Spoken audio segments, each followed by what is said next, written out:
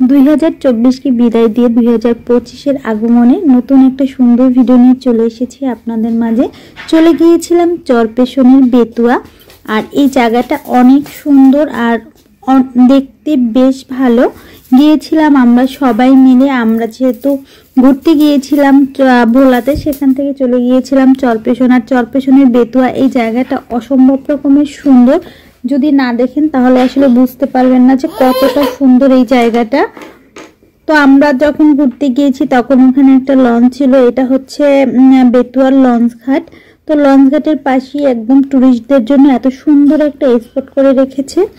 আর এখানে গিয়ে মন তো বেশ আনন্দে মেতে উঠেছে, কারণ নদীর ধারে হালকা হালকা একটু শীত রৌদ্র গায়ে লাগছে, বেশ ভালো লাগতেছিল। আর আমরা সবাই মিলে যখন ঘুরতে যাই তখন তো সেই অন্যরকম একটা মজা ছিল। আর এবারের আমাদের ঘোরার মধ্যে ছিল কণা, বাবু, অন্ময়, শিমুল আর রাকিব, ওদের অসংখ্য ধন্যবাদ। আর আমরা সবাই মিলে গিয়েছিলাম ওখানে। তো আমি গিয়ে নদীর পাড়ে বসে পড়েছি, আর নদীটা এত শান্ত ছিল, যেহেতু একটু একটু শীত পড়েছিল সেহেতু নদীটা অনেক শান্ত থাকার কথা। আর শান্ত নদীতে আমরা ঘোরাফেরা করতে, জীবনে ঘোরাফেরার মধ্যে যে আনন্দটা থাকে সেটা আসলে আর কোথাও থাকে না। আর আমরা যদি একটু দুপুর টাইমে যেতাম তাহলে হচ্ছে নদীর পানিটা একদম ছোঁয়াছুঁই হয়ে যেত। এখন যেহেতু ভাটা চলে সেহেতু নদীর পানিটা একদম নিচের দিকে নেমে যাচ্ছিল। তো আমি এখানে বসে বসে ছবি তুলতেছিলাম, আমার ভাই ছবি তুলতেছিল আর ভাইয়ের বউ ভিডিও করতেছিল। তো দুজন দুই পাশ থেকে ছিল আর আমি মাঝখানে বসেছিলাম। তো আমার তো বেশ ভালোই লাগতেছিল। আর জায়গাটা এত এত এত সুন্দর, আসলে না বললেই না জায়গাটার কথা, প্রচুর সুন্দর জায়গাটা। তো আপনি যদি কেউ কখনো চরপেশনে চলে যান তবে বেতুয়ার এই জায়গাটা থেকে অনেক ঘুরে আসবেন।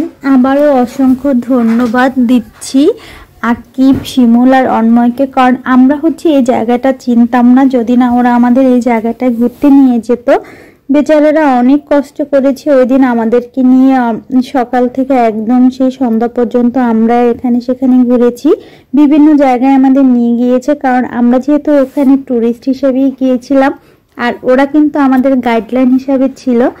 তো নদীর পাড়ের এই জায়গাগুলো যার যার পছন্দ অবশ্যই লাইক কমেন্ট করে আমাকে জানাবেন কার কার এই রকমের জায়গাটা খুবই ভালো লাগে। তো এটাই হচ্ছে আসলে কথা, যে আমরা আসলে গিয়েছিলাম আর ওই যেহেতু বেতুয়া ওখানে গিয়েছিলাম, তো ওদিকে আবার এই পাশটা একদম বিল, বড় একটা বিল ছিল, আর ওখানে আমরা চলে গিয়েছিলাম। খেজুর গাছগুলো ছিল, আর কর্নার আমি ওখানে বেশ ভালোই দাঁড়িয়ে ছবি টবি নিয়েছি। আর ওইখানে প্রত্যেকটা জায়গা এতটা সুন্দর ছিল, আপনি যেদিকেই তাকাবেন সেদিকে জায়গাগুলো খুবই ভালো লাগতেছিল। তো আমাদের সামনেই একটা সুন্দর কিউট একটা ভেড়া ছিল, ভেড়াটা দেখতে একদম মাশাআল্লাহ অনেক কিউট ছিল, সে দৌড় দিচ্ছে আমাদের দেখে। তো আমরা হাঁটতে হাঁটতে যখন ক্লান্ত হয়ে পড়েছি তখন ওখানে গিয়ে একটু রেস্ট নিয়েছি। আর আমাদের পাশে কিন্তু একটা টয়ের দোকান ছিল, তো ওখান থেকে আমরা মজো নিয়েছি, আর মজোটা কিন্তু ওখানেই ভেঙে চড়ে খেয়ে নিয়েছি। আর এই হচ্ছে আমার সাথে যারা যারা ছিল, শিমুল হাই দিয়ে দিচ্ছে সবাইকে। তো ওখানে আমরা সবাই ছিলাম, তো ওরা একটু ক্যামেরার বাইরে ছিল আর আমরা ক্যামেরার মধ্যে ছিলাম। সব মিলিয়ে এই জায়গাটা একেবারে অসম্ভব রকমের সুন্দর ছিল, তো বেশ ভালো লাগে। তো এরকম যদি কেউ ঘুরতে যেতে চান ওখানে তো অবশ্যই চলে যাবেন।